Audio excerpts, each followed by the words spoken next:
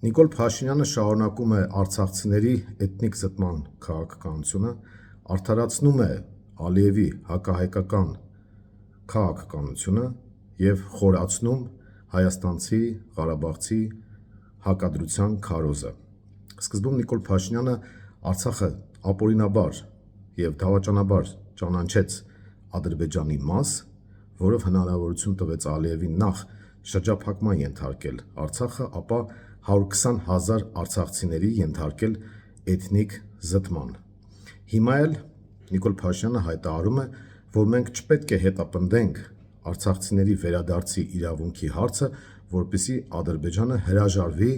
Հայաստանը դիտարկել որպես արևմտյան Ադրբեջան։ Այսինքն Նիկոլ Փաշինյանը հավասարության նշան է դնում մեր օրինական իրավունքների, տվյալ դեպքում արցախցիների վերադարձի իրավունքի պաշտպանության և Ալիևի ագրեսիվ ծավալապաշտական քաղաքականության միջև։ Բացի այդ, այս ամենի տողատակում դրվում է հայաստանցի, ղարաբաղցի հակադրություն քարոզելու քաղաքականությունը, որովհետև ստացվում է, որ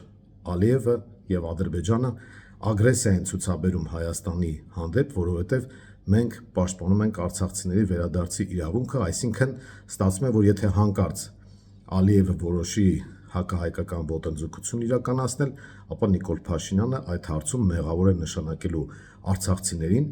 որոնց իրավունքների պաշտպանության համար մենք պայքարում ենք, խոսքը վերադարձի իրավունքի մասին է, և որից ելնելով էլ Ալիևը հակահայկական քաղաքականություն է